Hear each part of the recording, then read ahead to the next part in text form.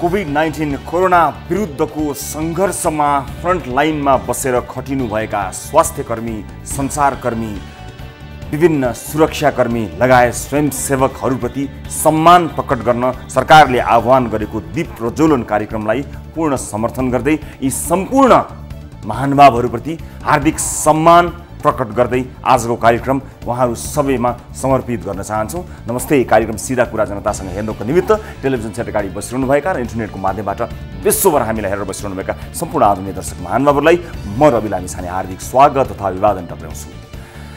आज अलिक फरक कुरा गरौँ है त। सम्भावनाको कुरा गरौँ, अवसरको कुराकानी गरौँ। संसारभरिका वैज्ञानिकहरू कोरोनाको भ्याक्सिन पत्ता लगाउने होडबाजीमा छन्। कति देशहरूले त हामीले पत्ता लगायौँ भनेर क्लेम पनि गर्दैछन्।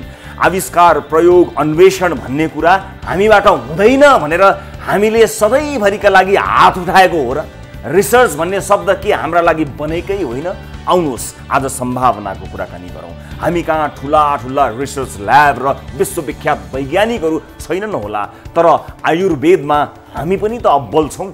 आयुर्वेदिक उपचार पद्धति अपनाएर कयौँ रोग निको पारेका मानिसहरू चोकचोकमा भेटिन्छन्। एकछिनलाई सोचौँ त, यो कोरोना पोजिटिभ लागेका बिरामीलाई आयुर्वेदिक औषधि प्रयोग गरेर म निको पार्छु भन्ने मानिस भेटिए भने हामी ती मानिसहरूप्रति कस्तो प्रतिक्रिया दिन्छौँ? हाँस्छौँ, मजाक उडाउँछौँ सायद।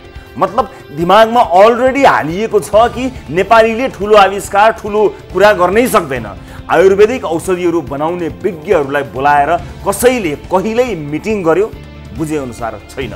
मतलब एउटा कोसिससम्म पनि नगरी हात उठाएका छौँ हामीले। मैले वास्तविक आयुर्वेदिक विज्ञ अनुभवी व्यक्तिहरूको कुरा गरेको हुँ है। चौबाटोमा उभिएर टाउको दुखेको, ढाड जोर्नी, हड्डी दुखेको, पिनास भएको, बाथ, पिलो, पायल्स, खुट्टा सुन्निएको, ढाड दुखेको, कम्मर दुखेको, पित्तदेखि चित्त दुखेको सम्मको औषधि भन्दै बेच्दै हिँड्ने लेभलको कुरा गरेको होइन। देशैभरिका जडीबुटी तथा आयुर्वेद विशेषज्ञहरूलाई 2-4 करोड रिसर्चका लागि दिन सकिँदैन र?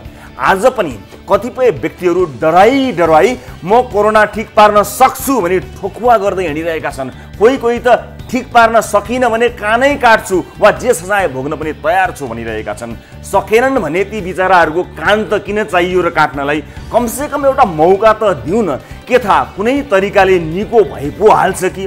फर्मुला पत्ता लगाउने कुरा ठुलो ल्याबमा सेतो कोट लगाएर, हर्लिक्सको सिसीको पिल जत्रो बाक्लो चस्मा लगाएर, ट्युबमा रङका केमिकल मिलाउनेले मात्र पत्ता लगाउँछ भन्ने चाहिँ छैन। हाम्रो आयुर्वेदको पनि गौरवशाली इतिहास छ। हनुमानले लक्ष्मणलाई बचाउन सुमेरु पर्वत नै उठाएर लिएर आएको सञ्जीवनी बुटीको कुरा सायद किम्वदन्ती होला, तर नेपालका जङ्गलबाट अरबौँका जडीबुटी बाहिरिन्छन्। त्यसको पैसा नेपालले कति पाउँछ त्यो चाहिँ थाहा छैन। छिमेकी भारतमा पतञ्जलीको लोकप्रियता र प्रभावकारितालाई आज कसैले नजरअन्दाज गर्न सक्छ? अरू सुट बुट लगाएर 5 स्टार होटलमा एप्पलको ल्यापटप अगाडि राखेर हाई स्ट्यान्डर्डमा बिजनेस मिटिङ गर्छन्। पतञ्जलीका मालिक रामदेवले एउटा गेरु वस्त्र लगाएर कयौँ बिजनेसवालाहरूको जिना आराम गरिदिइसके। यो सब मार्केटिङ स्ट्राटेजी न हो? हामीले पनि सक्छौँ, हामी पनि केही हौँ भन्ने कन्फिडेन्ट नभएसम्म हामीले प्रगति गर्दैनौँ। आज पनि कुनै विदेशी देख्नासाथ सरमाथि सर लगाएर अतिरिक्त ध्यान दिएर कानदेखि कानसम्म हाँसेर न्वारानदेखिको बल लगाएर जाने जति सारा अङ्ग्रेजी एकैजनामा खर्च गर्छौँ। एउटा बाटो हराएको नेपालीले यो बाटो कहाँ जान्छ भन्यो भने कति सजिलै जवाब दिन्छौँ, तर त्यही विदेशी भेटिए सरका सर लगाएर बोल्छौँ। होटल रेस्टुरेन्टका अतिथिहरूलाई सत्कार गर्नेसम्म ठिक हो, तर त्योभन्दा बढी एटेन्सन भनेको आत्मविश्वासको कमी हो जस्तो लाग्छ। हामी त केही उत्कृष्ट गर्न नै सक्दैनौँ भन्ने हीन भावना बोकेर हामी हुर्किएका छौँ। गाउँका स्कुले भाइ बहिनीहरूले आफैले हेलिकप्टर, प्लेन, गाडी, बाइकदेखि छोटा दूरीका मिसाइलहरूसम्म बनाएका छन्। कोरोनाको ओखती बनाउन गाह्रो होला, तर असम्भव छैन। एकपटक प्रयास गर्न प्रोत्साहित त गरौँ। सिङ्गो राज्यको 2-4 करोड सकिन्छ भने सकियोस् न, के फरक पर्छ र? त्यो आउनै बाँकी रहेको पानीजहाज कार्यालयको लागि भनेर लगेको गाडीको 1.5 करोडले रिसर्चरहरू हायर गर्न सकिन्छ। यो हेर्दा हेर्दै पनि तपाईहरु मध्ये कयौंले को मनमा अहिलेको यो कुराकानी हेर्दा हेर्दै कयौंको मनमा आएको होला कि त्यत्रो अमेरिका, बेलायत, रसिया, अस्ट्रेलिया, युरोपका त्यत्रा देशले पत्ता लगाउन नसकेको कुरा नेपालीले पत्ता लगाउन सक्छन् कहीं? हाम्रो घरमा, स्कुलमा, कलेजमा हामीलाई सायद कहिल्यै पनि आत्मविश्वासी बनाइएन। त्यसैले हामी पहिले नै हुँदैन सक्दैनौँबाट सोच्न सुरु गर्दछौँ। 2-4 जना कोरोना सङ्क्रमितलाई आयुर्वेदिक औषधि प्रयोग गर्ने प्रबन्ध गरी हेरौँ र आयुर्वेदिक औषधिको प्रयोगपछि कोरोना टेस्ट गरेर फेरि पनि हेरौँ। एउटा दुईटा टेस्टले रिजल्ट दिएन भने नआत्तियौँ। यसै पनि सुनेअनुसार आयुर्वेदिक औषधिको साइड इफेक्ट हुँदैन रे। प्रयोग र प्रयासलाई निरन्तरता दियौँ। यदि 100औं प्रयासबाट पनि राम्रो परिणाम आएनछ भने पनि निराश नहौँ र उपचारको प्रयासलाई खिल्ली पनि नउडाउँ। आधुनिक विज्ञानको आयु 200-300 वर्ष मात्र होला, तर अध्यात्मको आयु हजारौं वर्ष पुरानो छ। विज्ञान एक्सपेरिमेन्टमा विश्वास राख्छ, अध्यात्म एक्सपिरियन्समा विश्वास राख्छ। दुई सुको लगानी नगरिएको आयुर्वेदले एकै फड्कोमा रिजल्ट त दिँदैन होला, तर यसको अस्तित्व, क्षमता र सम्भावनालाई नजरअन्दाज नगरौँ। वैज्ञानिकहरूमाथि लगानी गरौँ, प्रयोगशालाहरूमाथि लगानी गरौँ। कथम कदाचित हामीले कोरोनाको ओखती पत्ता लगायौँ र सफल परीक्षण गऱ्यौँ भने यो देश र हामी नेपालीको जीवनस्तर कहाँ पुग्ला? मलाई लाग्छ यति सोच्ने हक हामीलाई छ। उदाहरण उनै रामदेवको। आफूलाई योग गुरु मात्र सोचेर रिसर्चमा ध्यान नदिएको भए उनले त्यही अनुलोम विलोम र कपालभातीमा सीमित हुनु पर्थ्यो। तर आज उनले 1 सरो धोती लगाएर कैयौँ ठुला ब्रान्डको धोती खुस्काइदिएका छन्। हामी पनि सक्छौँ, प्रयास गरौँ। आउनुहोस् सुरु गरौँ जनताको चासो, गुनासो र प्रश्नसहितको विशेष कार्यक्रम सिधा कुरा जनतासँग।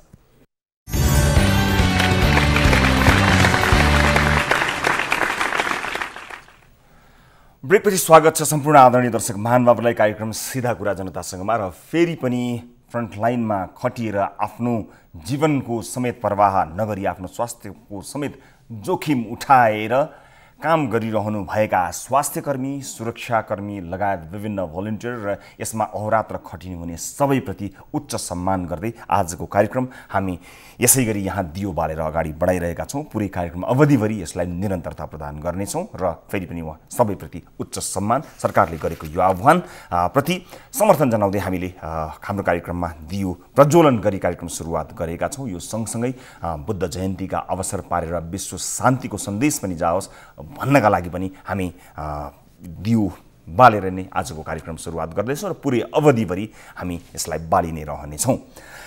आजको कार्यक्रममा विविध विषयमा कुराकानी गर्न गइरहेका छौँ। दर्शक महानुभावहरू, अत्यन्त संवेदनशील विषयहरू आजको कार्यक्रममा हामीले समावेश गरेका छौँ। बोर्डरमा भएको तनावका बारेमा यहाँहरूले थाहा पाइसक्नु भएको छ। सीमा लक प्रभावकारी बनाउन सुरक्षाकर्मीहरू परिचालित भए तापनि भारतबाट आउन चाहेका मानिसहरूको घुसपैठ बारेमा धेरै रिपोर्टहरू आइरहेका छन्। आज त्यसबारेमा हामी कुराकानी गर्न गइरहेका छौँ, रिपोर्ट प्रस्तुत गर्न गइरहेका छौँ। र त्योभन्दा पनि झापाको भद्रपुर 5मा एक सातामा 2 महिलाहरू भारतबाट आएको, तर उनीहरू अहिले पनि घरमै परिवारसँगै बसिरहेको, कसैले केही चेक नगरेको, उनीहरूले कसरी आए त्यसबारे बताएको एउटा एक्सक्लुसिभ रिपोर्ट पनि आजको कार्यक्रममा छ। त्यति मात्र होइन, सम्बन्धित निकायको जानकारी हुँदै पनि कुनै जाँच नगरिएको, कुनै पहल नगरिएको हुनाले स्थानीयहरू त्रसित समेत बनेका छन्। उनै व्यक्तिहरू जो आएका थिए उनै व्यक्तिहरूसँगको परिचय लुकाएर हामीले अनुहारलाई परिचय नखुल्ने गरी कुराकानी पनि गरेका छौँ। त्यो एउटा विशेष भिडियो आजको कार्यक्रममा विशेष रिपोर्ट आजको कार्यक्रममा प्रस्तुत गर्न गइरहेका छौँ। आजको कार्यक्रममा त्यसबाहेक अन्य विविध विषयहरू छन्। टेस्टिङ किटको अभाव भएको कुरालाई लिएर सर्वत्र गुनासो चलिरहेको छ। किन टेस्टिङ किटको अभाव भयो, के कस्तो अवस्था छ त्यसबारे कुराकानी गर्नेछौँ। विदेशमा मृत्यु भएका नेपालीहरूबारे के सोचिरहेको छ सरकार, त्यसबारेमा कुराकानी गर्नेछौँ। र अर्को एउटा विशेष रिपोर्ट पनि छ आजको कार्यक्रममा। विभिन्न यो सामान्य अवस्थामा पनि कृषकको लागि सहकारीले कोरोनाका कारण भनेर बजार बन्द भएर बिउ मलको अभाव हुँदा जुन अवस्थामा कृषकहरूमाथि एउटा धोका भएको छ त्यसबारेको पनि रिपोर्ट छ। अरू बेलामा 10-20 रुपियाँमा सहुलियतमा बिउ तथा मल उपलब्ध गराउने सहकारीले बजारमा बेचेको छ त्यस्तो बिउ, अन्य महँगोमा अन्त बेचिएको छ। सहुलियतमा पाउनुपर्ने बजारका अन्य व्यवसायीहरूलाई बिक्री वितरण गरेको छ, तर किसानलाई दिएको छैन। कञ्चनपुरको एउटा विशेष रिपोर्ट पनि छ। कार्यक्रमको सुरुवात गरौँ ताली र गालीबाट। यस अघिको कार्यक्रममा सोधिएको प्रश्न थियो, +2 सम्म नै विद्यालय शिक्षा भएपछि एसई परीक्षाको आवश्यकता पर्ला र? पर्छ भन्दै 32.43% अर्थात् 5229 जनाले तालीमा भोट गर्नुभएको छ भने पर्दैन आवश्यकता छैन भन्दै 67.57 अर्थात् 10,894 जनाले गालीमा भोट गर्नुभएको छ। अब ताली र गालीका लागि आजको प्रश्न यहाँहरू समक्ष राख्न गइरहेको छु। आजको प्रश्न यस प्रकार रहेको छ। स्वास्थ्य सङ्कटको वर्तमान अवस्थामा नेपालमा भइरहेको अनलाइन कक्षा कतिको प्रभावकारी होला? प्रभावकारी हुन्छ भन्नेले ताली र हुन्न भन्नेले गालीमा भोट गर्न सक्नुहुन्छ। आफ्नो मत जाहेर गर्न हाम्रो पात्रोको मोबाइल एप्लिकेसन खोल्नुहोला। होम पेजमा रहेको ताली वा गाली भन्ने शीर्षकमा गएर आफ्नो अमूल्य मत अभिव्यक्त गर्न सक्नुहुन्छ र भोटिङ सुरु हुन्छ। अब एउटा अपडेट यहाँहरू समक्ष प्रस्तुत गर्न गइरहेको छौँ। नेपालमा कोरोना सङ्क्रमण भएर घर फर्किनेको सङ्ख्या 22 पुगेको छ। स्वास्थ्य मन्त्रालयका अनुसार बिहिबार साँझसम्म पिसिआरबाट परीक्षण गरिएका 14,509 नमुना मध्ये 101 मा कोरोना सङ्क्रमण देखिएको छ। भर्खरै हामीलाई प्राप्त भएको जानकारी, मलाई म 79 भन्ने पक्षमा थिएँ, तर भर्खरै हामीलाई प्राप्त भएको जानकारी अनुसार कपिल वस्तुका 2 जनामा थपिएसँगै अब 101 पुगेको जानकारी भर्खरै मलाई प्राप्त भएको छ। अब 101 जनामा कोरोना सङ्क्रमण देखिएको छ। बुधबार मात्रै पर्साका एकै परिवारका 17 जनामा कोरोना सङ्क्रमण पुष्टि भएको थियो। सङ्क्रमित 2 महिने शिशुदेखि 66 वर्षसम्मकाहरू रहेका छन्। नेपालमा सङ्क्रमण देखिएका 101 जनामध्ये अहिलेसम्म पुरुष 71 जना पुरुष अहिले थपिएका 2 जना बाहेक जसको जानकारी आउन बाँकी छ 99 मा कुराकानी गर्दा र 28 जना महिला रहेका छन्। वीरगञ्ज महानगरपालिका 3 छपकैया स्थित त्यही परिवारका 36 वर्षीय पुरुषलाई कोरोना भाइरसको सङ्क्रमण भएको आइतबार पुष्टि भएको थियो। उपचारपछि निको भएर घर फर्किएका 3 जनामा पुनः कोरोना सङ्क्रमण देखिएपछि अस्पतालको आइसोलेसनमा राखिएको छ। बिहिबार कोशी अस्पतालमा उपचाररत 6 जना कोरोना सङ्क्रमित डिस्चार्ज भएका छन्। विश्वभर कोरोना सङ्क्रमितको सङ्ख्या 38,49,136 पुगेको छ भने ज्यान गुमाउनेको सङ्ख्या 2,65,929 पुगेको छ। उपचारपछि सङ्क्रमण मुक्त हुनेको सङ्ख्या 13,17,000 नागेको छ। अब आजको नियमित प्रस्तुति विषयवस्तुतर्फ लिएर जान चाहन्छु दर्शक महानुभावहरू। नेपालमा लकडाउनको आज 44 दिन हो। छिमेकी देश भारतमा पनि तेस्रो चरणको लकडाउन चलिरहेको छ। सङ्क्रमण थप नफैलियोस् भनेर दुवै देशका सीमा नाका लक छन्। दुवैतर्फ सुरक्षाकर्मी पनि खटिएका छन्। तर अनौपचारिक नाका हुँदै भारतबाट मानिसहरू नेपाल भित्रिएको समेत पाइएको छ। झापाको भद्रपुर नगरपालिका 5 मा एक सातामा 2 महिला भारतबाट नेपाल आएका छन्। अझ अचम्मको कुरा त के भने उनीहरू अहिले पनि घरमै परिवारसितै यहाँ बसिरहेका छन्। उनीहरू गाउँमा भित्रिएसँगै छरछिमेकी त्रसित समेत भएका छन् भने प्रहरी प्रशासन तथा वडा र नगरपालिकामा खबर पनि गरिरहेका छन्। तर उनीहरूको स्वास्थ्य परीक्षण गर्ने तथा क्वारेन्टिनमा राख्ने काम भने भएको छैन। झापाबाट दिलीप राईको सहयोगमा तयार पारिएको यो रिपोर्ट हेर्नुहोस्।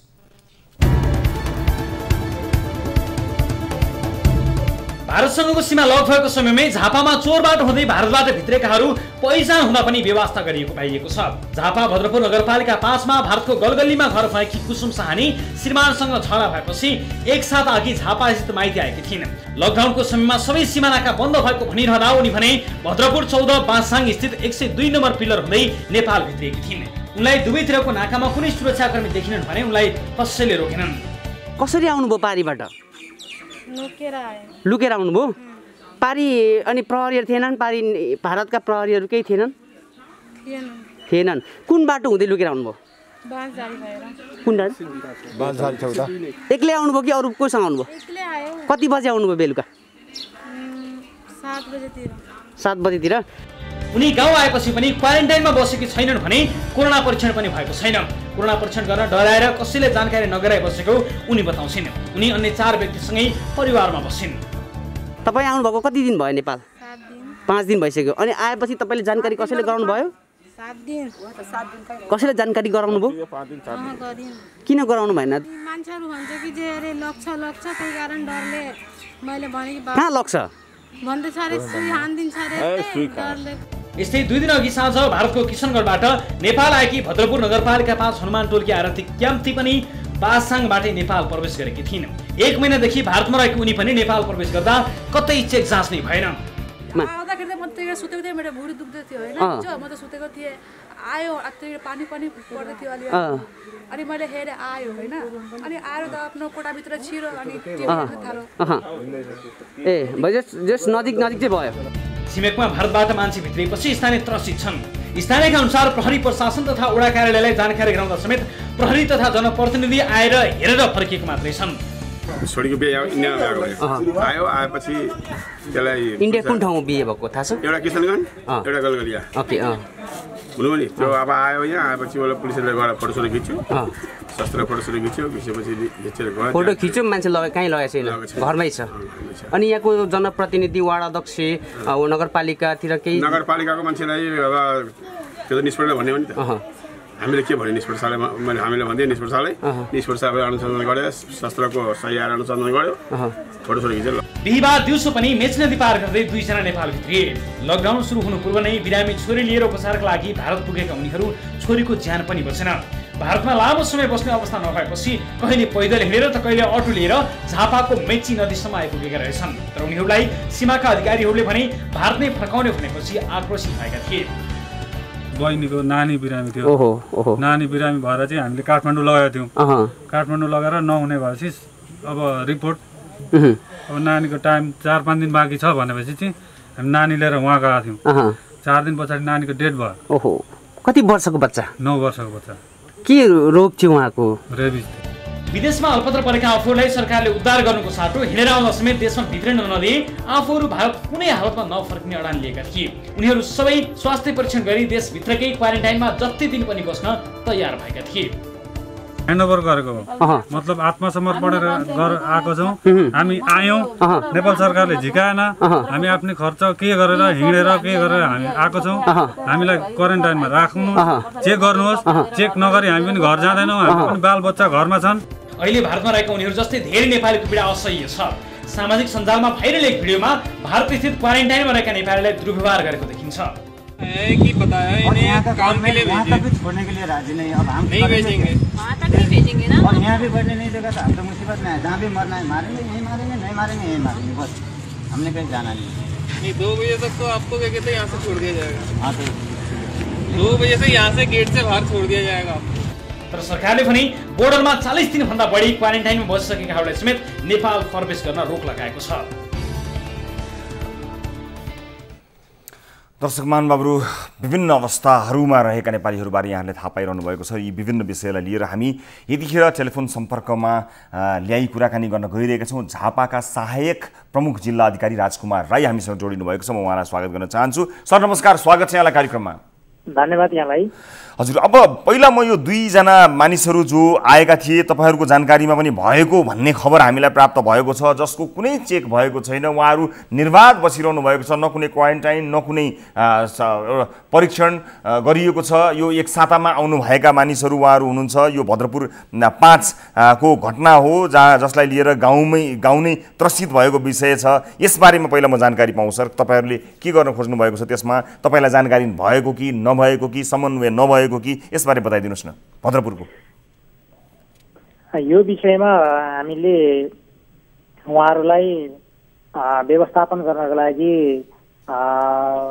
सरकारवालाहरूसँग हाम्रो सुरक्षा निकायहरू स्थानीय तहहरूसँग समन्वय भइरहेको छ हजुर अब अहिले अलिकति कामको अस्तव्यस्त र धेरै अब तिर चाहिँ हाम्रो समस्याहरू नै थपिरहेको हुनाले अहिले त्यो एड्रेस नभएको हुनसक्छ र यसलाई हामी छिटोभन्दा छिटो नै व्यवस्थापन गर्नेछौँ सर यो त सरले दिने जवाफ भयो यो त यो बाहेक अर्को प्रश्न सोधेको भए पनि जवाफ ए नै आउँथ्यो होला मेरो कन्सर्न चाहिँ के भने सर एक हप्ता भइसक्यो उहाँहरू स्थानीयहरू त्रसित हुनुहुन्छ स्थानीयले प्रहरीलाई खबर गरेको छ प्रशासनलाई खबर गरेको छ प्रहरी आउँछ हेर्छ ल बस्नुस् है भनेर जान्छ एक हप्ता भइसक्यो गाउँ त्रासमा छ यति धेरै समस्याहरू पडिरहेको छ र विशेष गरेर भारतबाट आइसकेपछि भारतमा कुन तहको संक्रमण बढिरहेको छ त्यसलाई वास्ता नगरेर आउन त मानिसहरू आए जसो लुकेर आए त्यहाँ सीमामा सबै ठाउँमा सिल गर्न सकिएन हेर्न सकिएन थाहा भइसक्दाखेरि पनि प्रहरीहरू आउने हेर्ने ए ल बस्नु सुरक्षित भन्दै जाने टिपोट गरेर जाने अनि यो एक हप्तासम्म चल्ने भनेपछि यो त धेरै ठुलो कमजोरी देखियो नि अनि महामारी फैलिने सम्भावना त यस्तै कमजोरीहरूबाट हुने होइन र सर यहाँको कुरा एकदम सही हो भए तापनि अब हामीले हाम्रो मेकानिजम भित्र अथवा हाम्रो चेन अफ कमान्डमा दिएको निर्देशन दिएको आदेश बमोजिम नै हाम्रो सुरक्षा कर्मीहरूले काम गरिराख्नु भएको छ र जहाँसम्म अहिले यो सिमानाको चुनौतीले गर्दाखेरि यो खुल्ला र यो घनाघोर मकै बारीहरूबाट रातारात मान्छेहरू नेपालमा अवैध रूपमा आउने जुन क्रम छ जुन एउटा समस्या छ, त्यसले अब हामीलाई चुनौतीहरू थपिरहेको अवस्था छ। यो त छिटपुट घटना मात्रै भयो, एउटा प्रतिनिधिमूलक घटना मात्रै भयो। त्यसलाई चाहिँ हामीले रोक्नको लागि समग्र यहाँ वडाका र स्थानीय तहका सम्पूर्ण टोलहरूमा चाहिँ स्वयंसेवकहरूको परिचालन गरेर निगरानी समूह गठन गर्नको लागि हामीले प्रक्रिया बढाएको छौँ। हामी निगरानी समूह गठन गरेर नागरिक आगमन रोक्नको लागि हामी एकदम तल्लीनका साथ, हामी एकदम कार्ययोजना साथ हामी अघि बढिरहेको छौँ। यो कुरा पनि यहाँको मिडिया मार्फत सम्पूर्णमा म अपिल गर्न चाहन्छु। अब हामीले जो आउनुभएको थियो, जसोतसो आउनुभएको थियो, उहाँहरूसँग कुराकानी गर्दा कुनै किसिमको उहाँहरूलाई जाँच भएन। विशेष गरेर यो सीमानाका बन्द भएको भनिरहँदा उहाँहरू चाहिँ भद्रपुर 14 बाँसझाङ स्थित 102 नम्बर पिल्लर हुँदै नेपाल भित्रिनु भएको रहेछ, जहाँ निर्बाध रूपमा आउन सकिने वातावरण छ। उहाँहरू आनन्दले आरामले आउनुभयो र दुवैतिर सुरक्षाकर्मी नै छैनन्। यस्तो अवस्थामा विशेष गरेर यो पिल्लरहरू भएको ठाउँमा भनौँ न, यो अहिले हामीले भनेको यो भद्रपुरको यो बाँसझाङ स्थित यो 102 नम्बर पिल्लर होला, अरू ठाउँ होला, हाम्रो संयन्त्र नपुगेको हो कि सर, अथवा होस् भइगयो छोडिदिउँ भगवान् भरोसे भनेको हो कि एक्ज्याक्ट तपाईँहरूको मेकानिजम कस्तो छ, सुरक्षाकर्मीहरूलाई पठाउन सकिने अवस्था छ कि छैन, लक गरिएको छ कि छैन, लक पनि त्यति कडा हुन सक्ने हो कि नसक्ने हो, यो सीमाहरूका बारेमा विशेष गरेर त्यहाँसँग जोडिएका सीमाहरूका बारेमा बताइदिनुहोस् सर, त्यहाँको अवस्था कस्तो छ? सिमाना पारीबाट नागरिकहरूलाई नेपाल प्रवेश गर्नको लागि, प्रवेश नगर्नको लागि चाहिँ हामीले जुन एउटा सुरक्षाकर्मीहरूलाई चाहिँ परिचालन गरेका छौँ। हाम्रा धेरै जनशक्तिको एउटा चाहिँ अभाव पनि हो। अर्को चाहिँ अहिले यो हाम्रो भौगोलिक कठिनाइ, अहिले तपाईँको यो घनागोर मकै बारीले गर्दा पनि एउटा समस्या भएको छ। विभिन्न हाम्रा चाहिँ खोला नालाहरूले पनि त्यहाँ चाहिँ एउटा अलिकति समस्याको सिर्जना भएको छ। यानि कि छोटकरीमा भन्दाखेरि हाम्रो यो खुला बोर्डरलाई व्यवस्थित गर्न नसक्ने नै अहिलेको हाम्रो चुनौती हो। र अब हामीले जनशक्ति थप गरेर अनि त्यस पछाडि आवश्यक पूर्वाधारहरूको पनि व्यवस्थापन गर्दै हाम्रो नेपाली नागरिकहरूलाई पनि स्वयंसेवकको रूपमा परिचालन गर्दै त्यसलाई व्यवस्थित गर्नको लागि हामीले अगाडि बढाइसकेका छौँ। र थप जनशक्तिको लागि हामीले गृह मन्त्रालयमा र माथिल्लो निकायहरूमा हामीले अनुरोध तथा रिपोर्ट पनि गरिसकेका छौँ। र यो व्यवस्थित एकदमै गम्भीर हुनुपर्ने अवस्था सर। यो त भयावह स्थिति आउने सम्भावना हुन्छ। दुईजना जो आउनुभएको छ, यो कार्यक्रमलाई पछि हामी युट्युबमा राख्छौँ, हेरेर उहाँहरूको डिटेल लिएर तपाईँहरूले भोलि नै सक्नुहुन्छ भने आज नै उहाँहरूको नमुना सङ्क्रमण गर्नु होला, उहाँहरूलाई सुरक्षित तपाईँहरूले राख्नु होला। यो यस्तै स्थितिहरूले गर्दाखेरि संसारका देशहरूमा जसरी फैलिएको छ, यस्तै कारणहरूले गर्दा हो। त्यस कारणले त्यो संयन्त्रले सम्भवतः यहाँ कहीँ पनि काम गरिरहेको छैन। त्यस कारणले त्यो संयन्त्रलाई चुस्त बनाउन म यहाँलाई अनुरोध गर्न चाहन्छु। इमिडिएटली उहाँहरू दुईजनाको स्वाब कलेक्सन गरेर हुन्छ अथवा उहाँहरूलाई सुरक्षित राखेर क्वारेन्टिनमा राखेर हुन्छ। कृपया अझै अहिले तपाईँहरूले पहल गरिदिनु होला। धेरै मानिसहरू त्रसित छन्। म यहाँहरूलाई विनम्रतापूर्वक अनुरोध गर्न चाहन्छु सर। धन्यवाद। र हामी उहाँलाई तत्कालै र अहिले नै यो स्वाब परीक्षण तथा हामीले गर्नुपर्ने अन्य व्यवस्थापनको काम गर्नेछौँ। र यो ढुक्क हुनुहोस्, यो यहाँको मिडिया मार्फत हामी सम्पूर्णमा पनि यो जानकारी गराउन चाहन्छु। र हिजो कहाँ कमी कमजोरी भएको, कसले चाहिँ व्यवस्था गरेको, त्यो पनि हामी छानबिन गरेर कारबाहीको दायरामा ल्याउन को लागि पनि म यहाँ विशेष गरेर जानकारी लिएर पनि त्यहाँ पुगेर पनि कतिपय प्रहरी अधिकारीहरू पुगेर हेरेर ल सुरक्षित बस्नु होला भन्दै फर्किनु भएको छ। उहाँहरू भारतबाट सङ्क्रमण भएको ठाउँबाट फर्केर आउनुभएको दुईजना भन्ने थाहा पाउँदै पनि जुन गरिएको छैन, त्यसमा पनि छानबिन गर्नु होला। मैले सुझाएँ यो कुरा। म यहाँसँग समय र जानकारीको लागि धन्यवाद दिँदै बिदा माग्छु। र विशेष गरेर यस विषयलाई रिपोर्टिङ गर्नमा सहयोग गर्नुहुने स्थानीय दिलीप राईजीलाई विशेष धन्यवाद फेरि पनि हामी व्यक्त गर्न चाहन्छौँ। धेरै धेरै धन्यवाद दिलीपजी, यो जानकारी हामीलाई यो रिपोर्टमा सघाउनु भएकोमा, यसबारे जानकारी गराइदिनु भएकोमा तपाईँलाई विशेष धन्यवाद। र अब आजको अर्को विषयतर्फ लिएर जान चाहन्छु। दर्शक महानुभावहरू, भारतसँगको सीमा सिल छन्, सीमा लक प्रभावकारी बनाउन ठुलो सङ्ख्यामा सुरक्षाकर्मी परिचालित छन्। तर पछिल्ला दिनमा भने अस्थायी चेकपोस्ट बनाएर खटिएका सुरक्षाकर्मी नै असुरक्षित हुन थालेका छन्। भारतबाट नेपाल प्रवेश गर्न खोज्ने तथा नेपालबाट भारत प्रवेश गर्न खोज्नेहरूले उनै सुरक्षाकर्मीहरू तथा तिनै चेकपोस्टमाथि आक्रमण गर्न थालेका छन्। बिहिबार मात्रै बारा र बर्दियामा बर्दियाका सिमानामा खटिएका सुरक्षाकर्मीमाथि आक्रमण भएको छ। यति मात्र होइन, सीमा सुरक्षाका लागि खटिएका सुरक्षाकर्मीलाई हावाहुरी र वर्षाले पनि साथ दिएको छैन। हावाहुरी र वर्षाका कारण उनीहरू पाल समाएर चेकपोस्टमा कुरिरहनु पर्ने अवस्था सृजना भएको छ। झापा, बारा, सुनसरी स्थित टिभी जर्नलिस्टहरूको सहयोगमा तयार पारिएको हाम्रो यो रिपोर्ट यहाँहरू समक्ष देखाउँछौँ, जसले सबै कुरा बताउनेछ। सबभन्दा पहिला यो रिपोर्ट हेर्नुहोस्। लकडाउन लम्बिँदै जाँदा भारतबाट नेपाल प्रवेश गर्न खोज्ने तथा नेपालबाट भारत प्रवेश गर्न खोज्नेको निशानामा बोर्डरमा खटिएका सुरक्षाकर्मी तथा चेकपोस्टहरू पर्न थालेका छन्। सीमामा खटिएका सुरक्षाकर्मीलाई बोर्डर पार गर्न नदिएको न्यूमा कुटपिट गर्नेदेखि पोस्ट तोडफोड गर्ने गरेका छन्। बिहिबार 2 गाडीसहित नेपाल प्रवेश गर्न लागेका भारतीयलाई बाराको कबहीगोठ स्थित सीमामा रोक्न खोज्दा नेपाल प्रहरीले हवाई फायर नै गर्नु परेको छ। 150 भारतीय नागरिकले नेपाल प्रवेश गर्न नदिएको भन्दै सशस्त्र प्रहरीको चेकपोस्टमा आक्रमण गरेका थिए।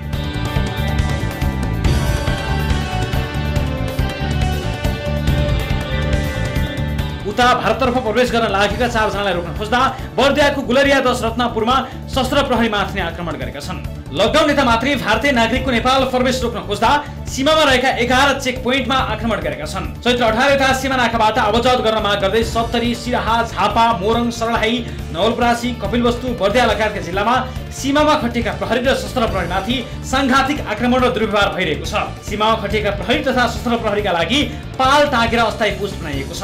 कम जनशक्तिले सम्हाल्नु पर्ने यिनी पोस्टमा नेपाल छिर्न तथा भारत छिर्न खोज्नेहरूको आक्रोश त पोखिन्छ नै, हुरी बतास र झरीले बिजोग बनाउने गरेको छ। 2 दिन अघि झापाको झापा गाउँपालिका 4 स्थित सुकुम्बासी बस्तीमा सशस्त्र प्रहरीले सीमा सुरक्षाका लागि बनाएको पोस्ट हावाहुरीले यसरी उडाएको थियो।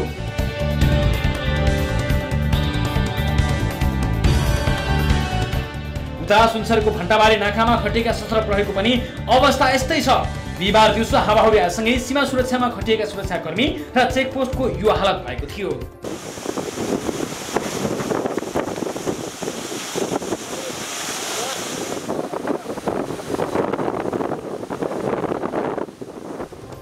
अहिले स्थापना भएका अधिकांश चेकपोस्टको अवस्था यस्तै छ।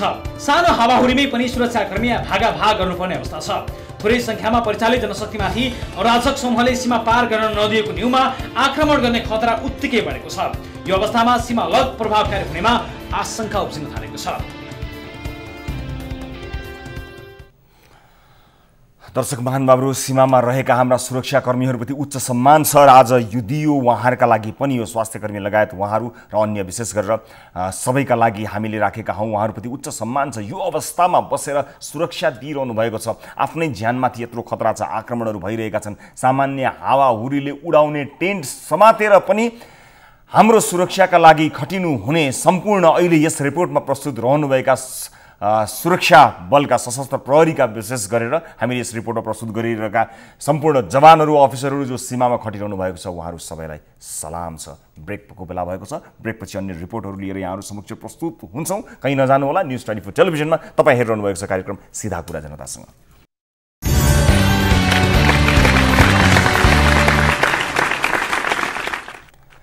ब्रेकपछि स्वागत छ सम्पूर्ण दर्शक महानुभावहरूलाई कार्यक्रम सीधा कुरा जनतासँगमा। दर्शक महानुभावहरू, विभिन्न रिपोर्टहरू प्रस्तुत गर्दै विशेष गरेर पछिल्ला केही श्रृङ्खलादेखि कोभिड-19सँग सम्बन्धित विषयहरूमा तपाईँलाई जानकारी दिन, विभिन्न विकृति विसङ्गतिहरूमा खबरदारी गर्न हाम्रो कार्यक्रम समर्पित गरेका छौँ। र आजको कार्यक्रम त विशेष गरेर जोखिम मोलेर अग्र पङ्क्तिमा उभिने स्वास्थ्यकर्मी, सुरक्षाकर्मी, सञ्चारकर्मी लगायत विभिन्न भोलिन्टियर्सहरूमा समर्पित छ। र अब हामीसँग कुराकानी गर्न आफ्नो केही समस्या बोकेर कोही दर्शक टेलिफोन लाइनमा आउनुभएको मलाई जानकारी आएको छ। म उहाँसँग कुराकानी गर्छु, उहाँलाई स्वागत गर्छु। नमस्ते, कहाँबाट को बोल्दै हुनुहुन्छ? रवि सर नमस्कार। हजुर कहाँबाट को बोल्दै हुनुहुन्छ? सर म हात्तीगढबाट रमेश कार्की बोल्दैछु सर। रमेश कार्कीजी, आफ्नो समस्या केका लागि हामीलाई सम्झिनुभयो, बताउनु होला। मेरो पर्सनल समस्या भन्दा पनि सर, मैले जुन यो अहिले सीमामा खटिनु भएको जुन सशस्त्र प्रहरी नेपाल प्रहरी हुनुहुन्छ नि सर, हजुर, उहाँहरूको लागि चाहिँ जुन अहिले मैले हजुरको लाइभबाट हेरेँ कि जुन त्यो पालहरू उडाएर चाहिँ बिजोग अवस्थामा बसेको देखेँ। त्यो देखेर चाहिँ के लाग्यो भने यत्रो हाम्रो विभिन्न सङ्घ संस्थाहरूको गाडी छन्, प्रहरीकै गाडी कति होलान्, त्यो बिना काममा त्यत्तिकै बसेर तिनीहरूलाई लगेर चाहिँ त्यो पालको ठाउँमा चाहिँ गाडी मात्रै लगेर राखिदियो, तिनीहरूलाई बस्नु र सुत्न यसो राति भनौँ न, हामी त पाल त अठेर बस्नु पर्ने थिएन नि सर। हजुर अनि त्यही कारणले गर्दाखेरि त्यो विभिन्न संस्थाको त्यो गाडीहरू लगेर त्यहाँ त्योभन्दा बेटर गर्न सक्थ्यौँ, त्योभन्दा हाम्रो क्षमता त्योभन्दा अलिक बढी हुन सक्थ्यो। पाल समातेर सामान्य हावाहुरीमा पनि पाल उडाउने भन्दा पनि त्योभन्दा अझ बेटर गर्न सक्थ्यौँ हामी भन्ने भनौँ न हाम्रो चासो यो, त्योभन्दा राम्रो गर्न सक्थ्यौँ। त्यो गाडीहरू लगेर त्यहाँ राख्दाखेरि खाना आफ्नो सामान सेभ गरेर त सेभ हुन्थ्यो, तिनीहरूले त पाल उठेर बस्नुपर्ने थिएन। बाँकी समय चाहिँ तिनीहरूले चाहिँ आउने जाने मान्छेहरूलाई चाहिँ सुरक्षा दिन सक्छ सर भन्न मेरो भनाइ त्यति मात्रै हो सर। हजुर धन्यवाद, धेरै धन्यवाद। तपाईँले हाम्रा सुरक्षाकर्मी साथीहरूप्रति यति चासो राखिदिनु भयो, साँच्चै नै हो, मैले अगाडि पनि भनेँ साँच्चै नै सम्मानजनक अवस्था छ, सम्मान प्रकट गर्नुपर्ने गरी नै उहाँहरूले सुरक्षा प्रदान गरिरहनु भएको छ। विशेष गरेर सीमामा खटिनुभएका सशस्त्र प्रहरी बलका सम्पूर्ण साथीहरूलाई हामी विशेष सम्मान प्रकट गर्न चाहन्छौँ। र उहाँले रमेश पोखर्कीजीले भर्खरै भन्नुभए जस्तै हामी योभन्दा बेटर गर्न सक्छौँ। त्यस्तो अवस्था हुँदैन थियो। जसरी सीमावर्ती क्षेत्रमा जुन अवस्थाको सृजना भएको छ अहिले, खुला सीमाका कारण मानिसहरूको आवत जावत हुने जुन अवस्था छ, त्यसलाई मजबुत बनाउनको निमित्त अनि सीमामा खटिएका जति पनि सुरक्षाकर्मीहरू हुन्छ उहाँहरूको अवस्थालाई पनि अलिकति मध्यनजर राखेर सम्बन्धित निकायले अलिकति ध्यान आकर्षण गरोस् भन्नका लागि रिपोर्ट प्रस्तुत गरियो, जसमा रमेश कार्कीजीले भर्खरै जोड दिनुभयो। म उहाँलाई पनि धन्यवाद दिन चाहन्छु। र अब आजको अर्को विषयतर्फ लिएर जान चाहन्छु। नेपालमा सङ्क्रमणको गति तुलनात्मक रूपमा सुस्त नै छ। जिल्ला जिल्लामा ऱ्यापिड टेस्टसँगै प्रदेश स्तरमा ल्याब नै स्थापना गरेर PCR मार्फत कोरोना सङ्क्रमणको परीक्षण गर्न लागेको धेरै दिन नहुँदै ती ल्याबहरूमा टेस्टिङ किट सकिएका छन्। स्वास्थ्य मन्त्रालयले खरिद गरेको सामान आइ नसकेको अवस्थामा दाताहरूले सहयोग गरेका किट प्रयोग भएका थिए, तर ती किट पनि सकिन लागेका छन्। चितवन, रूपन्देही तथा हेटौँडा स्थित प्रयोगशालामा PCR किट अभाव छ भने धेरै जिल्लामा ऱ्यापिड टेस्ट किट समेत सकिएको अवस्था छ। स्वास्थ्य सामग्री ल्याउने जिम्मा पाएको नेपाली सेनाले भने चीन तथा भारतसँग विभिन्न कारणले देखाउँदै सामान ल्याउन नसकिएको अथवा सकिरहेको छैन, प्राप्त भइसकेको छैन भन्ने रिपोर्ट प्राप्त भएको छ। समयमै सामानहरू नआएका विषयमा दर्शक महानुभावहरू अवगत नै हुनुहुन्छ। यी विषयलाई समेटेर हामी एउटा रिपोर्ट प्रस्तुत गर्न गइरहेका छौँ र आम सर्वसाधारण लकडाउनको पालना गरी घरमा बसिरहँदा, सरकारले भनेको कुरा मानिरहँदा यदि टेस्टको दायरा नबढाउने हो भने लकडाउनको अर्थ त्यति खुल्दैन। त्यसकारणले जनताले घर बसेर सहयोग गर्ने अनि सरकारले दिन 2 गुणा रात 100 गुणा टेस्टको दायरा बढाउने हो भने मात्रै लकडाउनको अर्थ खुल्छ, लकडाउन गर्नुको अर्थ रहन्छ। अन्यथा जनता घरभित्र बसिरहने तर सरकारले टेस्टको दायरा नबढाउने हो भने लकडाउन मात्रै समस्याको समाधान कदापि हुन सक्दैन भन्दै हामीले प्रस्तुत गरेको यो रिपोर्ट हेर्नुहोस्।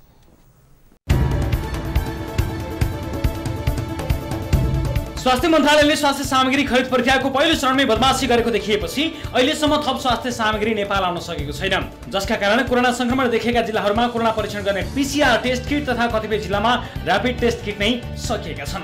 चितवनमा स्थापना भएको कोभिड-19 परीक्षण प्रयोगशालामा किट अभावको कारण विगत 1 हप्तादेखि बन्द अवस्थामा रहेको छ। स्वास्थ्य मन्त्रालयसँग कोरोना भाइरस परीक्षण गर्ने किट माग गर्दै आएको भए पनि हालसम्म उपलब्ध हुन नसक्दा प्रयोगशालाको काम रोकिएको अस्पतालले जनाएको छ। स्वास्थ्य मन्त्रालय र NPHLसँग कन्टिन्युअसली हामी सम्पर्कमा छौँ र रिएजेन्ट आउने बित्तिकै हामी तत्कालै सुरु गर्नलाई हामी तयार भएर बसेका छौँ र रिएजेन्ट यो विदेशबाटै आउनुपर्ने भएको हुनाले त्यो नआउन्जेलसम्मको लागि बन्द छ। तर हामीले हिजो पनि हामीले 23वटा स्याम्पल काठमाडौँ पठायौँ यहाँ रिएजेन्ट नभएको हुनाले। चितवनमा 2 जनामा कोरोना संक्रमण पुष्टि भएको थियो। उता रूपन्देही स्थित पारदर्शिक प्रयोगशालामा कोरोना भाइरसको नमुना परीक्षण गर्ने किट र केमिकल सकिएको छ। किट अभाव हुँदा विगत 5 दिनदेखि परीक्षण बन्द भएको प्रदेश जनस्वास्थ्य प्रयोगशालाका निमित्त प्रमुख डाक्टर राजेन्द्र कुमार गिरीले बताए। सकिन्छ भनेर भन्दा यो हामीले इमर्जेन्सी राखेको छौँ। यो पोजिटिभ केस जुन देखियो नि त्यसलाई चाहिँ नि त्यो भएको इमर्जेन्सी भने जस्तै अस्पतालबाट आएकाहरूलाई तुरुन्तै हेरेर पठाइदिने भनेको अब चाँडै आउने तयारी छ। आउँछ भन्ने कुरा हामीलाई जानकारी भएको छ। अब त्यो व्यवस्थापनमाथि हुँदैछ। यो फेरि के चाहिँ नि अब हामीले अहिले मात्रै किनेर सप्लायरसँग ल्याउने अवस्था अहिले छैन होइन। रूपन्देहीमा 1 जनामा कोरोना पुष्टि भएको थियो। उता तराईका जिल्लाहरूबाट सङ्कलित नमुना परीक्षण गरिरहेको हेटौँडा स्थित किटजन्य रोग अनुसन्धान तथा तालिम केन्द्रमा पनि कोरोना संक्रमणको परीक्षण गर्ने PCR किट सकिएको छ। नमुना सङ्कलन गरेर काठमाडौँ पठाउनु पर्ने अवस्था सिर्जना भएको आइसोलेसन वार्डका इन्चार्ज भोला चौलागाईले बताए। केही सेवाग्राहीहरू र अन्य सेवाग्राही गरेर 38 जनाको RDT पनि परीक्षण गरिएको छ। द्रुत चाहिँ परीक्षणबाट सबै परीक्षणहरूको चाहिँ नतिजा चाहिँ नेगेटिभ प्राप्त भएको छ। हाल 4 जना भर्ना भएर बस्नेहरूको चाहिँ हेटौँडामा किट सकिएको कारणले गर्दाखेरि अहिले परीक्षण यहाँ सम्भव भइरहेको छैन र गाडी खोजेर काठमाडौँ पठाउने तयारी गरिराखेको छ। सल्यान जिल्लामा हुने र्यापिड टेस्ट किट नै अभाव भएको छ। यसरी स्वास्थ्य सामग्री अभाव सुरु भइसक्दा पनि नेपाल सरकारले चीन र भारतबाट सामान ल्याउने प्रक्रिया ढिला भइरहेको छ। पहिलो चरणमा ओम्नी समूहसँग स्वास्थ्य सामग्री खरिद गर्ने सम्झौता कानुन सम्मत नभएपछि सरकारले चैत्र 16 मा चीनबाट नेपाली सेना मार्फत 67 प्रकारका स्वास्थ्य सामग्री 2 अर्ब 25 करोडमा खरिद गर्ने सम्झौता गरेको थियो। निजी कम्पनी तथा अन्य निकायबाट ढिला सुस्ती र अनियमितता हुन सक्ने भन्दै द्रुत खरिदका लागि सेनालाई जिम्मा दिएको भए पनि 1 महिना बितिसक्दा समेत सामान ल्याउन सकेको छैन। नेपाली सेनाले चीनमा सार्वजनिक बिदा, चीनबाट स्वास्थ्य सामग्री अन्य देशमा पठाउन विमानस्थलमा चाप तथा सामान फरक फरक स्थानबाट संकलन गर्नुपर्ने भएकाले ढिला भएको जनाउँदै आएको छ। साथै नेपाली सेनाले भारतबाट 2 करोड 40 लाखमा ल्याउने भनेको 53 प्रकारका औषधिका लागि समेत सम्झौता नै हुन सकेको छैन।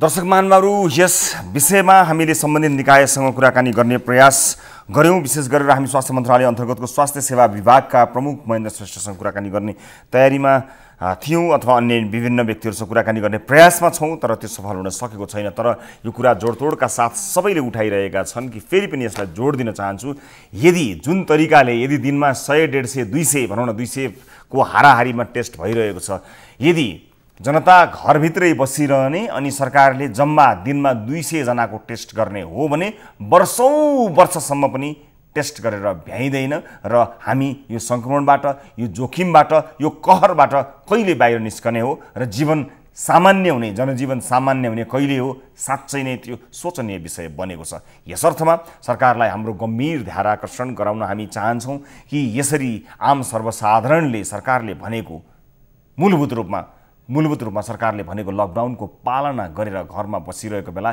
यदि टेस्टको दायरा नबढाउने हो भने लकडाउनबाट जनतालाई घरभित्र थुनेर मात्र समस्याको समाधान कदापि हुन सक्दैन। यसका कारण विपन्न वर्गमा जुन समस्या आएको छ त्यो त छँदैछ, अब त्यसभन्दा माथिल्लो वर्गमा समेत समस्या आएको छ र सबैजना हात फैलाएर सबै वर्गका मानिसहरू राहत माग्नका लागि पक्कै पनि पुग्दैनन् होला। उहाँहरूलाई कामको जरुरत पर्दछ। विभिन्न पसल गरेर खाने मानिसहरू हुनुहुन्छ, पसलमा आफ्नो व्यापार व्यवसाय, साना व्यवसायीहरू हुनुहुन्छ, उहाँहरूको जीवनलाई समेत अब गहिरो प्रभाव पर्न थालेको छ। ठिकै छ, सरकारले आह्वान गरेको छ लकडाउन छ, भित्र बसौँ। यस अर्थमा सरकारले आफ्नो तयारी पनि पुष्टि गर्नुपर्दछ र सबैभन्दा महत्त्वपूर्ण कुरा सरकारले टेस्टको दायरा बढाउनु पर्दछ। धेरैभन्दा धेरै टेस्ट नगर्ने हो भने लकडाउन मात्र गरेर सफलता हासिल गर्न धेरै गाह्रो हुन्छ। लामो समयसम्म पनि हामी यो समस्याबाट बाहिर जान सक्दैनौँ। सबैको आवाजलाई यसरी प्रस्तुत गरेको छु, आशा गर्दछौँ यसलाई गम्भीरतापूर्वक सरकारले लिनेछ। कोही दर्शक हामीसँग कुराकानी गर्न जोडिनु भएको छ, म स्वागत गर्न चाहन्छु। नमस्ते, कहाँबाट को बोल्दै हुनुहुन्छ? हजुर हेलो। हजुर नमस्कार, कहाँबाट को बोल्दै हुनुहुन्छ? नमस्कार रवि सर। हजुर को बोल्दै हुनुहुन्छ? सर म हरिश दाहाल बोलेको। म उदयपुर जिल्ला चाहिँ अहिले बुल्के जुन इपिक सेन्टर बन्यो कोरोना भाइरसको, हजुर हजुर त्यही ठाउँबाट बोल्दैछु रवि सर। हजुर हजुर उदयपुर बुल्केबाट बोल्दै हुनुहुन्छ? हजुर हजुर हजुर बताउनु होला, के छ, तपाईँहरू त सुरक्षित हुनुहुन्छ होला पक्कै पनि, के छ, कस्तो छ अहिले, पछिल्लो तयारी कस्तो छ? यो चाहिँ अब के छ भन्दाखेरि हाम्रो भाग्य भनौँ अथवा नेपाली जनताको सबैको माया प्रेमले हामी अब अहिलेसम्म चाहिँ ठिकै छौँ सर, होइन? हजुर। तर केही विषयहरू यहाँ छन्, होइन? म अब लामो समयदेखि म काठमाडौँ नै बस्छु, तर पनि यहाँ बुल्केमा यतिखेर मेरो गाउँमा मेरो बुवा आमा सबै यहाँ बस्नुहुन्थ्यो, मेरो घर पनि यहीँ हो, होइन सर? तर अहिलेको गम्भीर अवस्था चाहिँ यहाँ बुल्केको मैले बुझेर अनि मैले तपाईँलाई फोन गर्न चाहेँ। मैले बिचमा धेरै कुरा गर्न पनि खोजेँ। हजुर ठिक छ, हस् आफ्नो तपाईँको हजुर विषयवस्तुतिर जानु न। विषयवस्तु के थियो भने नि सर, अब हामीलाई यहाँ के नि, हामी सरकारले भनेको जो लकडाउनको अथवा सिलकै पनि यो जुन छ नि गाउँ सिलकै पनि हामीले अनुशासनपूर्वक हामीले चाहिँ तपाईँको यहाँ पालना गरेर हामी गाउँमा बस्यौँ। तर समस्या के रह्यो भन्नुहुन्छ भने हामीले जुन छ नि अब मुसलमान अथवा हिन्दू भन्ने जुन यहाँ छ, मुसलमान बस्तीमा कोरोनाको चाहिँ सङ्क्रमण भेटियो अनि हिन्दू पनि हामी के छ भन्दाखेरि यो पानी र चिनी जस्तै घुलमिल भएर बसेको ठाउँ हो, होइन?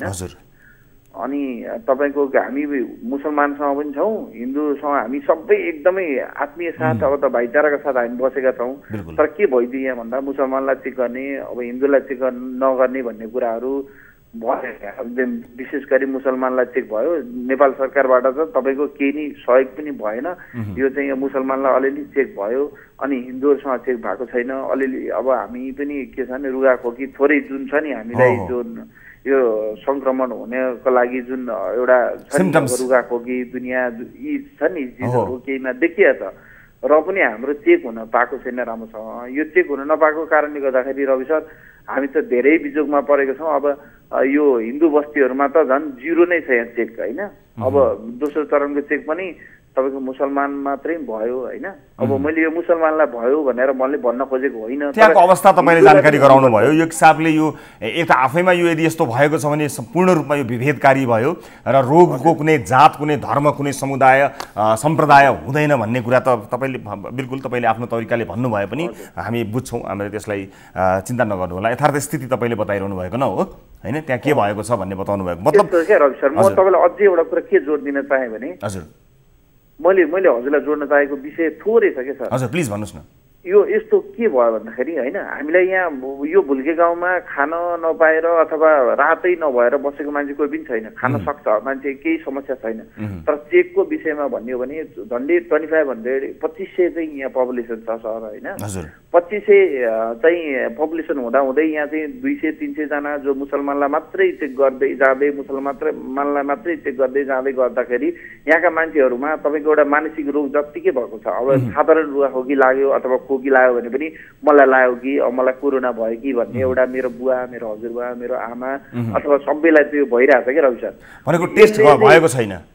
टेस्ट भएको छैन, यो टेस्ट नै छैन क्या। अब तपाईँको यसले गर्दाखेरि के भयो त भन्दाखेरि मानसिक रोग नै भइसक्यो यसले त। अब भुल्के एक हिसाबले भनौँ न, यो भुल्के त एउटा एपिसेन्टर जस्तो बन्यो उदयपुर भनौँ न एक हिसाबले। त्यस हिसाबले त जम्मा 2500 मान्छे तपाईँले भनेअनुसार भुल्केमा मात्रै भनौँ न, उदयपुर नभइकन भुल्केमा मात्रै 2500 हुँदा त हामीले त त्यहाँ त त्यति धेरै मानिसहरू सङ्क्रमित भइरहँदा सबै 2500 मान्छेमा नै टेस्ट होस् भन्ने चाहना त राख्नु स्वाभाविक हो नि होइन। त्यही हजुर हजुर हजुर हजुर मैले अझै तपाईँलाई के जोड्न चाहन्छु नि, अझै कुरा के छ भने रवि सर सुन्नु, म तपाईँलाई एउटा कुरा सबभन्दा राम्रो कुरा के छ भने नि सर, यहाँका मान्छेहरू जुन छन् नि यो मुसलमान हिन्दू भन्ने नै छैन क्या। यो चाहिँ एकदम पानी चिनी जस्तो घुलमिल भएर बसेको बस्ती हो क्या। यो एकदम जोडिएको बस्ती छ होइन। तपाईँको डेली रेगुलर तपाईँको तरकारीदेखि काँक्रा जुन हुन्छ नि अरू फलफुलदेखि लिएर सधैँ आदान प्रदान भएका। अनि मैले बुझेँ यसलाई म समराइज गरौँ है त। मैले भनेको मिलेन भने तपाईँ भन्नु होला।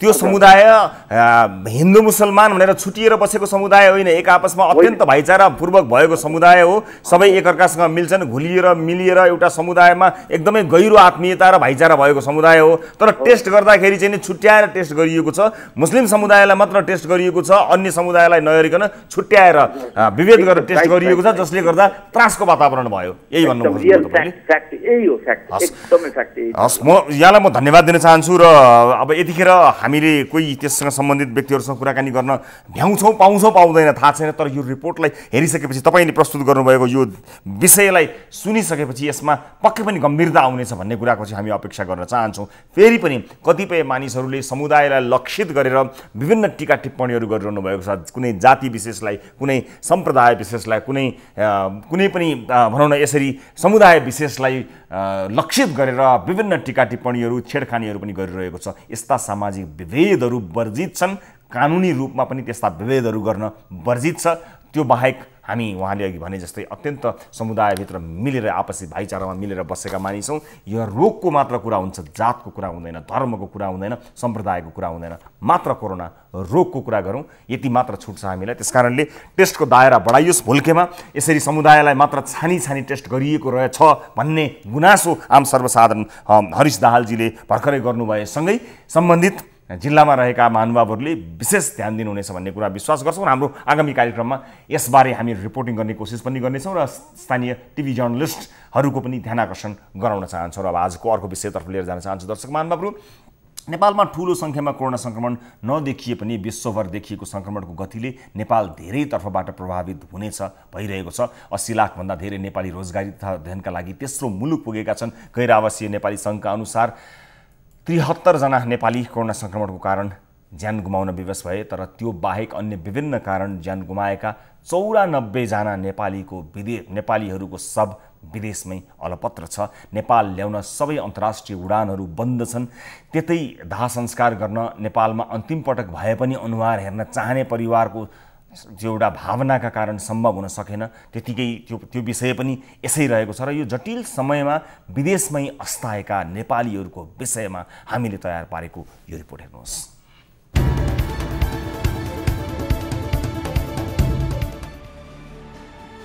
उदयपुर कटारी नगरपालिका 2 खोक्सेका 40 वर्षीय टुकबहादुर बुढाथोकी 2075 सालमा कृषि फार्ममा काम गर्नका लागि दुबई पुगे। पहिले तोके जस्तो सेवा सुविधा नभए पनि काम गरिरहेका थिए। दुबईमा रोजगारी गरी जेनतेन आफ्नो परिवारको गुजारा चलाइरहेका टुकबहादुरको परिवारमा 2076 चैत्र 23 गते निकै दुःखद खबर आयो। खबर थियो टुकबहादुरको सडक दुर्घटनामा परि मृत्यु भयो। टुकबहादुरको मृत्यु भएको ठिक 1 महिना पुगेको छ, तर परिवारले मृत शरीर समेत देख्न पाएका छैनन्। कोरोना भाइरस कोभिड-19 को संक्रमण नियन्त्रणका लागि भन्दै सरकारले अन्तर्राष्ट्रिय विमानस्थलदेखि सबै नाका बन्द गरेको छ, जसका कारण शव ल्याउन समेत सकिएको छैन। 7 समुद्र पारी घर मूलीको मृत्यु भएको छ। लकडाउनले 1 महिनादेखि शव ल्याउन समेत सकिएको छैन। 1 महिनादेखि टुकबहादुरको परिवारमा के बितिरहेको होला जो कोहीले अनुमान समेत लगाउन सक्दैन। यस्तो भयो भन्ने खबर आयो बाहिर नेपाली दाजुभाइबाट। अब जे जस्तो भए पनि हामीले अब त्यो फोटोहरू मात्रै देखेको, अरू कुराहरू केही पनि थाहा छैन। अब लकडाउन खुलुन्जेलसम्म वेट गर्ने कुराहरूमा हामी गर्न तयार छौँ। तर अब भाइ अब यहाँ बुहारी आमाहरू सबै भाइ बहिनी रोइरहेका छन्। अब भाइलाई त जुन हालतमा पनि जस्तो उसमा पनि यहाँ नै ल्याइदिनु पर्छ। बरु हामी वेट गरौँला, लकडाउनभरि पर्खिउँला। तर अब सब चाहिँ हामीलाई जस्तो जुनसुकै हालतमा पनि चाहिन्छ। 1 महिनादेखि श्रीमानको शव विदेशमा अलपत्र परेपछि श्रीमती पुष्पा कुमारी खड्काको अवस्था दयनीय बनेको छ। श्रीमानको मृत्युको खबरले विक्षिप्त पुष्पाको आँखामा 1 महिनादेखि आँसु भएको छैन। टुकबहादुरलाई दुबई पठाउने अञ्जली ओभरसिजले अबुधाबीमै दाह संस्कार गर्नका लागि मन्जुरी हुन दबाब दिइरहेको छ, तर परिवार टुकबहादुरको दाह संस्कार नेपालमै गर्न चाहन्छन्। मृतक भए पनि छोराको अनुहार हेर्ने अन्तिम इच्छासहित 1 महिनादेखि 65 वर्षीय आमा तोक कुमारी बुढाथोकीले रोएरै दिन बिताइरहेकी छिन्। यति बेला चाहिँ जसरी भए पनि लकडाउन खोलेपछि मेरो बाबु घरमै ल्याइदिनु पर्छ। म त्यसको एक दलको मुख हेर्न चाहन्छु। मैले देख्न पाएको छैन। 2-3 वर्ष भइसक्यो मैले छोरो नदेखेको। यता लमजुङ बेसी सहर एका ऐतबहादुर गुरुङको परिवारको पनि अवस्था उस्तै छ। 5 वर्षदेखि कुवेतको मेस अल्गानियम नामक कम्पनीमा काम गरिरहेका ऐतबहादुर वैशाखमा छुट्टीमा आएर असारमा कुवेत फर्किएका थिए। तर गत चैत्र 26 गते उनको मृत्यु भएको खबर परिवारले पायो। झन्डै 1 महिनादेखि ऐतबारको मृत्युले शोकमा डुबेकी वृद्ध आमा र श्रीमती सङ्गीता अहिले पनि उनकै सम्झनामा भक्कानिरहेका छन्।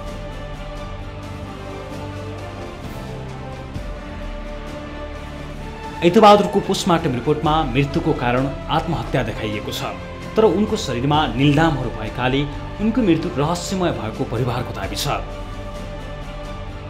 चैत महिना 26 गते मेरो कुवेतमा वैदेशिक रोजगारमा कार्यरत मेरो भाइ ऐतबहादुर गुरुङ दुःखद निधन भएको छ र जुन जानकारी अनुसार आफैले आत्महत्या गरेको भन्ने जुन खबर पाएका छौँ, त्यो खबरबाट हाम्रो सम्पूर्ण परिवार स्तब्ध भएका छौँ। र मलाई जहाँसम्म लाग्छ यो आफैले सुसाइड गरेको होइन जस्तो मलाई लाग्छ, किनकि चैतको 25 गतेसम्म हामीहरूसँग फोन सम्पर्क र भिडियो कलमा पनि सम्पर्क भइरहेको थियो लगातार। र उहाँ चाहिँ घर छुट्टी आउने भनेर छुट्टी लिएर 2 महिनाको छुट्टी लिएर कम्पनीमा बसेको थियो। लकडाउनको कारणले गर्दाखेरि छुट्टी रोकियो, घर आउन पाएन। लकडाउनका कारण उनीहरूले पनि ऐतबहादुरको शव समेत देख्न पाएका छैनन्। शव ल्याउने विषयमा कुवेत स्थित नेपाली दूतावासमा फोन गरी बुझ्न खोज्दा बारम्बार फोन गरी डिस्टर्ब नगर्नुहोस् भन्दै उल्टै थर्काउँछन् कर्मचारीहरू।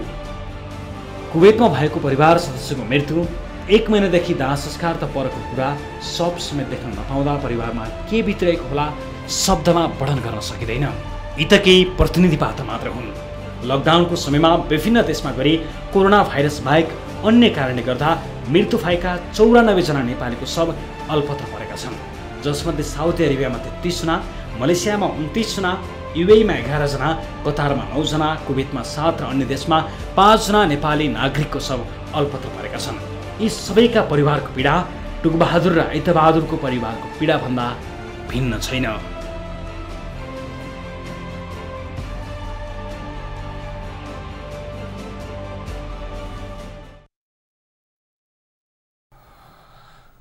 दर्शक महानुभावहरू, कोरोनाका कारण मृत्यु भएकाहरूको विषयमा त चर्चा चलेको छ। कोरोना संक्रमण भएका मानिसहरूको बारेमा त एकदमै धेरै चर्चा पनि चलिरहेको छ। त्यो विषय यद्यपि त्यो पर्याप्त छैन, त्यो प्रयास पर्याप्त छैन, तर त्यसबाहेक अन्य विभिन्न कारणले परदेशमा अस्ताएका नेपालीहरूको अनुहार एकपटक, अन्तिम पटक एक झल्को हेर्ने परिवारको इच्छा सहितको रिपोर्ट हामीले प्रस्तुत गऱ्यौँ। अत्यन्त मार्मिक विषय, अत्यन्त मार्मिक अवस्था छ। एउटा दुईटा परिवारको विषयमा त हामीले यहाँ प्रस्तुत गऱ्यौँ, तर धेरै त्यस्ता मानिसहरूको मृत्यु यस बिचमा परदेशमा भएको छ जसको शव नेपाल ल्याउन सकिएको छैन र परिवारजन शव अथवा आफ्नो आँखाले एकपटक एक झलक हेर्ने चाहना अभिव्यक्त गरिरहनु भएको छ। आशा गर्दछौँ त्यो चाहना पुरा होला, किनभने जो बितिसकेको छ उसको अभाव त कसरी पूर्ति होला, तर एक झल्को आफ्नो आफन्तलाई, आफ्नो प्रियजनलाई हेर्ने चाहना भने पुरा होस्। हामी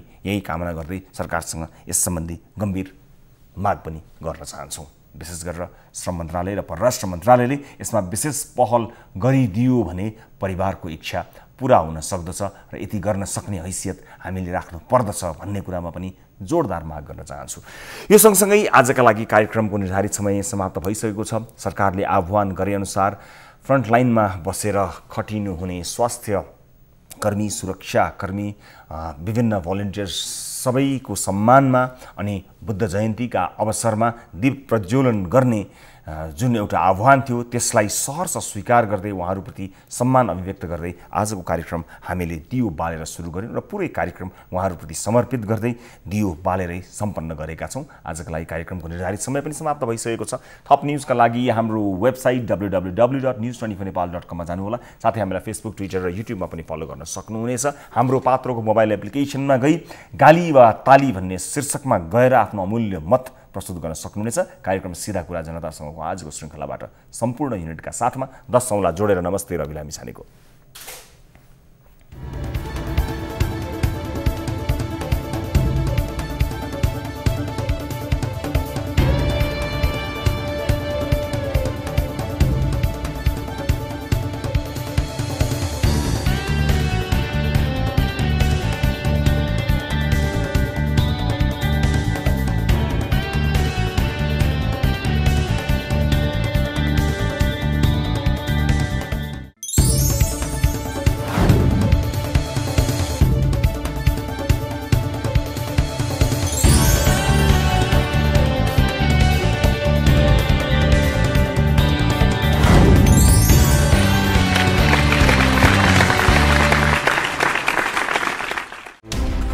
कोरोनाले सिर्जना गरेको संकटमा पल पलका न्यूज अपडेट र हर क्षेत्रको कभरेजका लागि न्यूज 24 नेपाल युट्युब च्यानललाई सब्स्क्राइब गर्नुहोला।